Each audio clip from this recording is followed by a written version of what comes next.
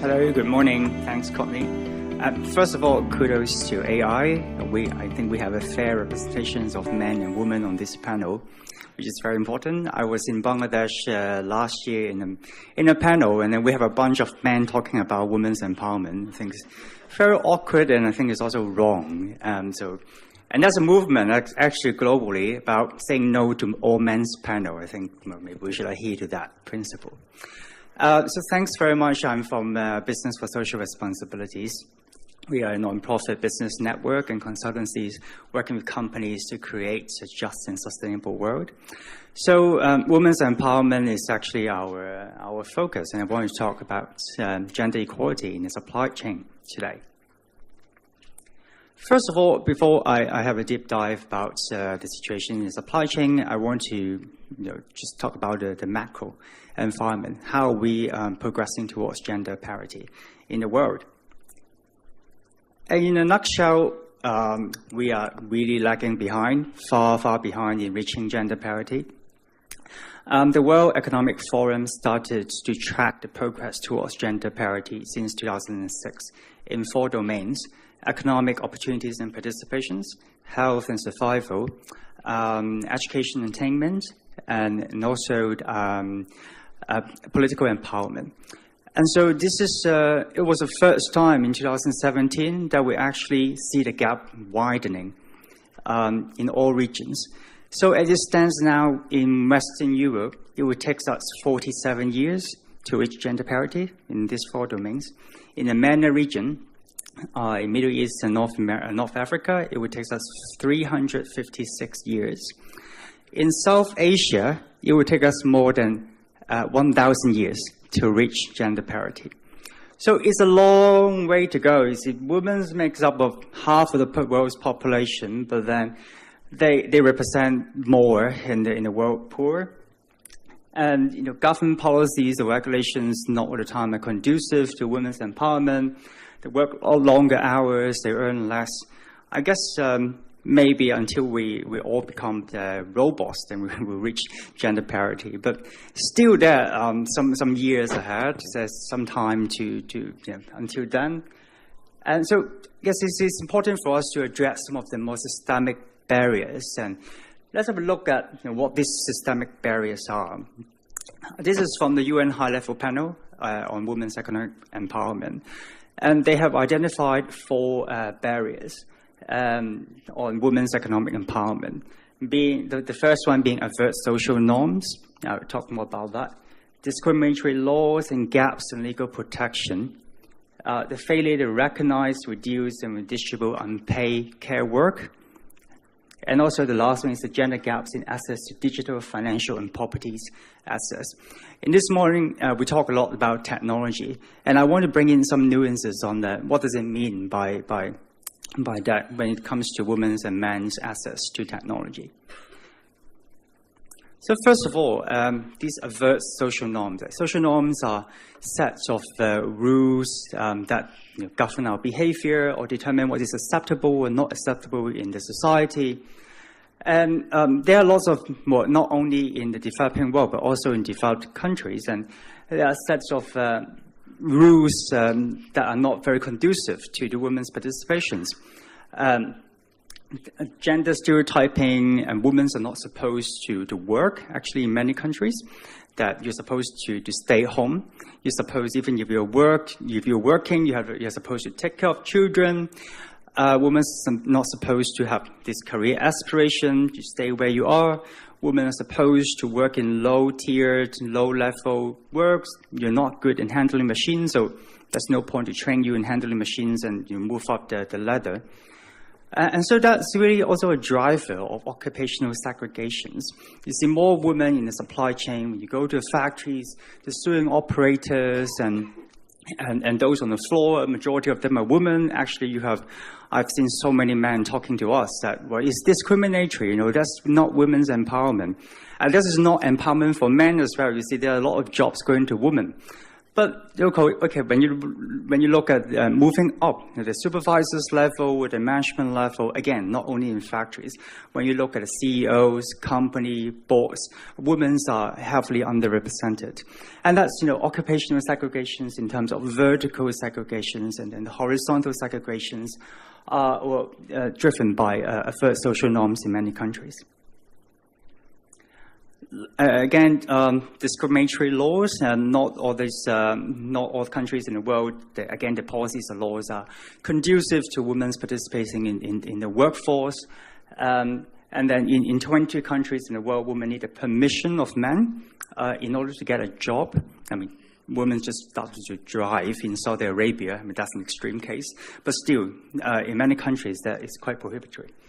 And then in 41 countries, women are banned from certain types of factory works, which can limit their ability to stay and then to move up.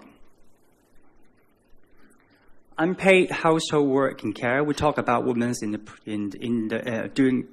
participation in pay work in their productive role, but then at the same time, women have both productive role and reproductive role.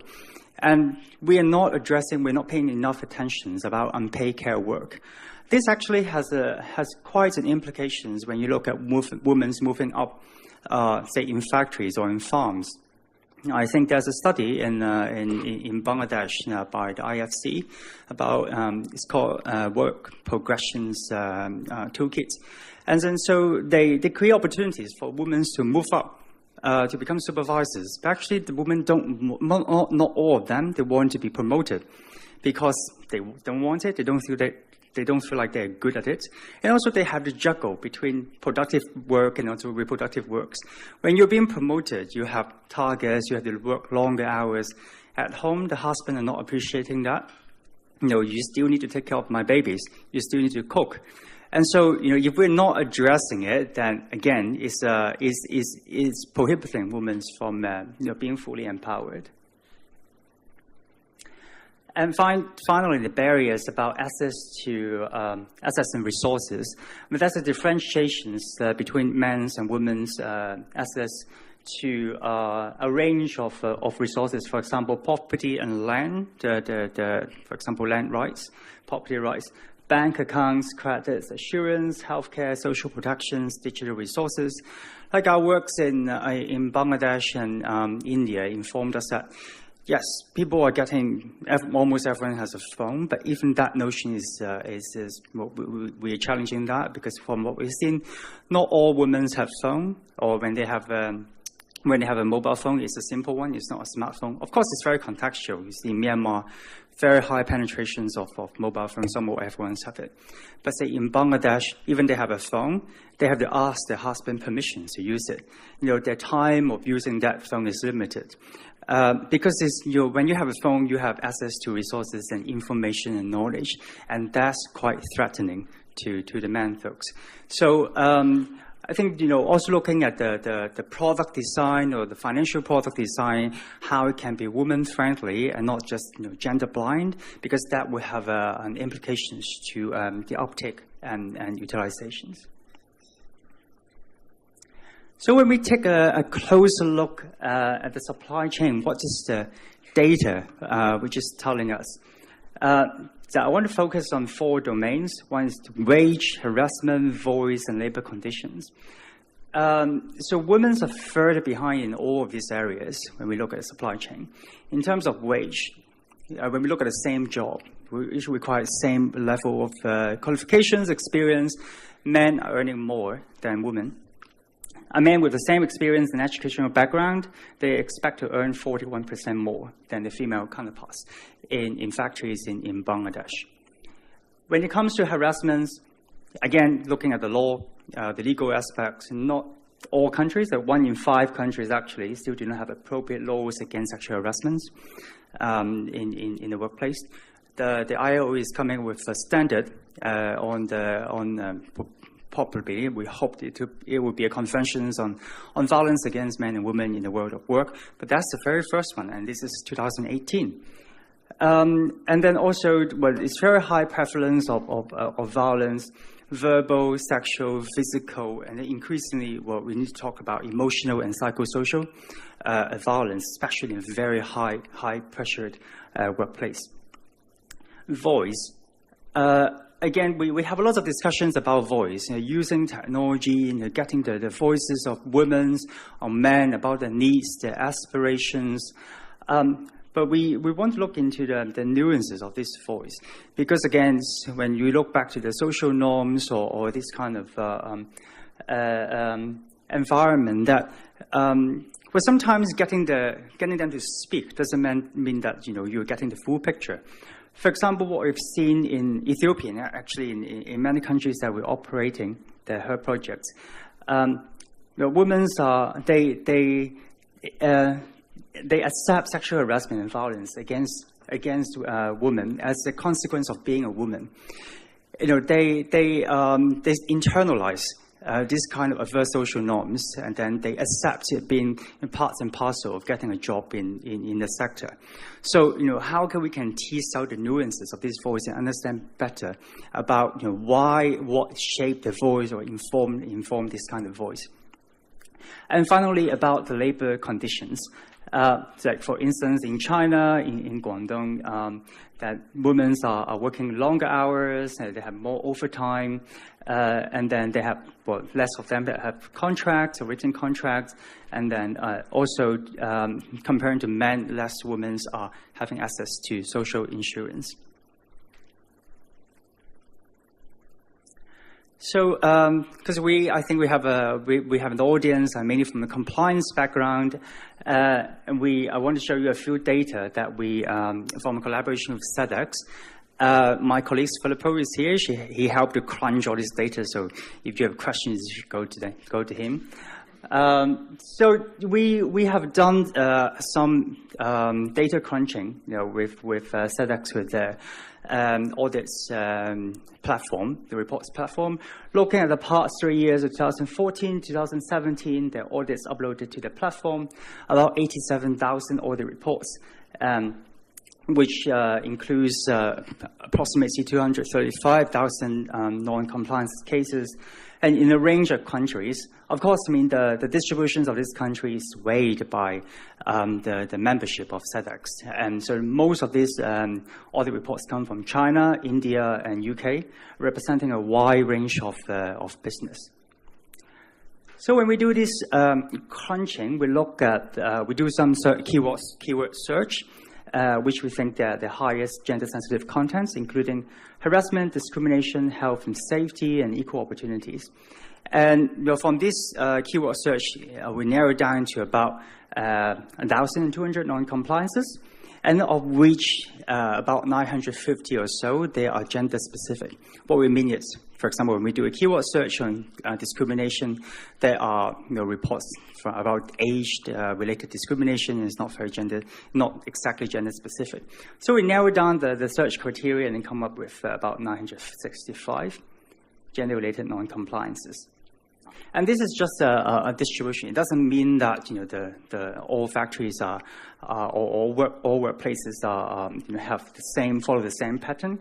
But then when we look at the main gender-related non-compliance, it relates to washroom and toilet facilities, lack of policy and discrimination, lack of policy and sexual harassment, etc. And when you look at the actual non-compliance related to sexual harassment, is only about 2%. That's, again, it doesn't mean that we only have 2% of sexual harassment in the workplace. It probably is because it's more difficult to unearth through audits. But then the lack of policies is quite easy to detect, or the gap in facilities, by a factory visit or document review. But it's just a snapshot of the issues. Well, clearly, it's not only about a business case to look at gender equality in supply chain. First of all, it's a human rights case. Women need to be treated equally with men. But when we look at business, there are clearly, again, many business cases to address it, to promote gender equality. And we say gender equality is not only about promoting women, but creating equal opportunities for men and women. From our research, from our data, and from many data, we have seen that by working towards gender equality, help factories and farms and workplaces to meet production targets, it maintain a stronger and more stable workforce, reduce turnover, absenteeism, increasing productivity and cost savings, it improve overall compliance, and also enhance employee engagement. So we know it's very challenging. It takes, I hope it doesn't take 1,000 years to solve it. And what are the practical actions that we are working with different partners and also within BSR to tackle these issues? Basically look at both internal process and external process, especially on collaborations. To achieve gender equality in supply chains, we feel that companies should look at these 4 areas. First, internally, the program scope and structure. What is the supply chain strategies? Is women's empowerment or gender equality in your supply chain strategies?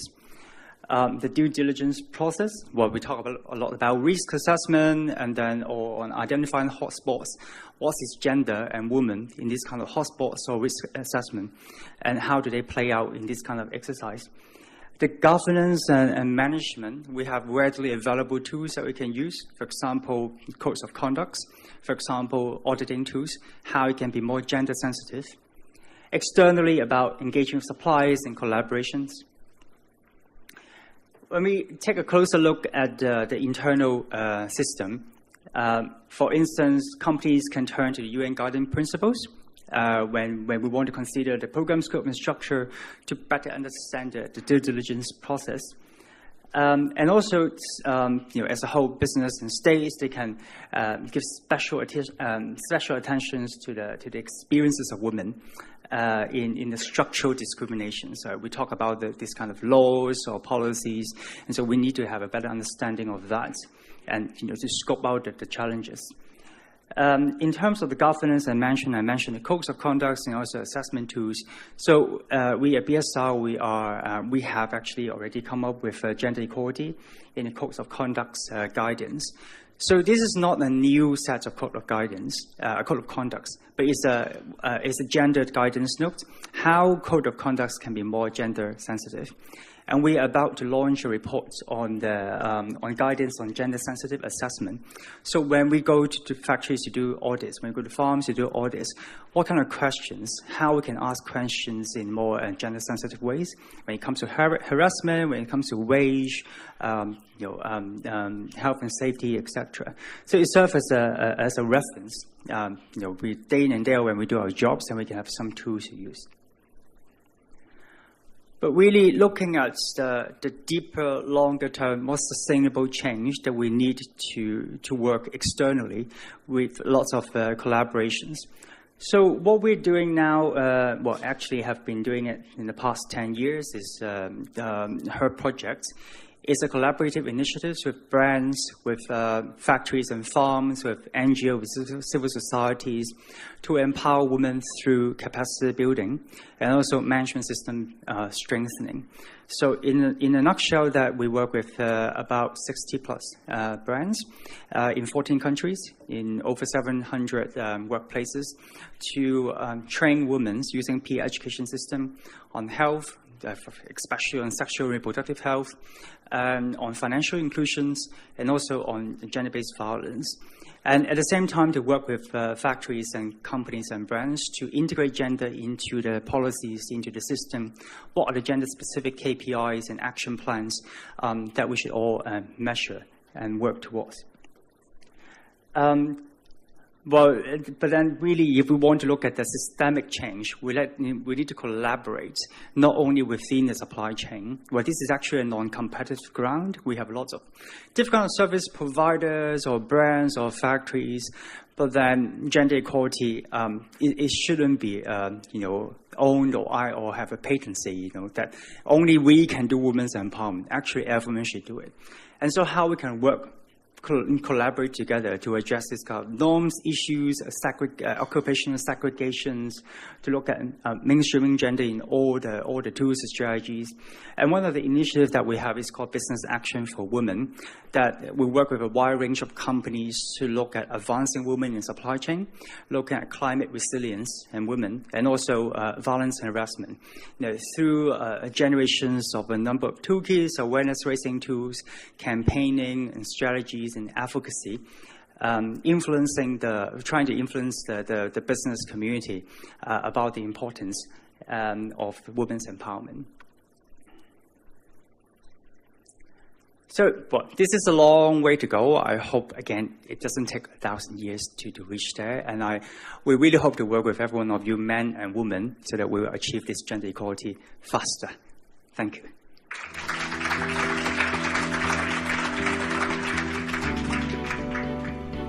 Thank you, Marat. I think gender equality is something that's quite often missed when we talk about ethical compliance. So it's great to have you included in the talk today.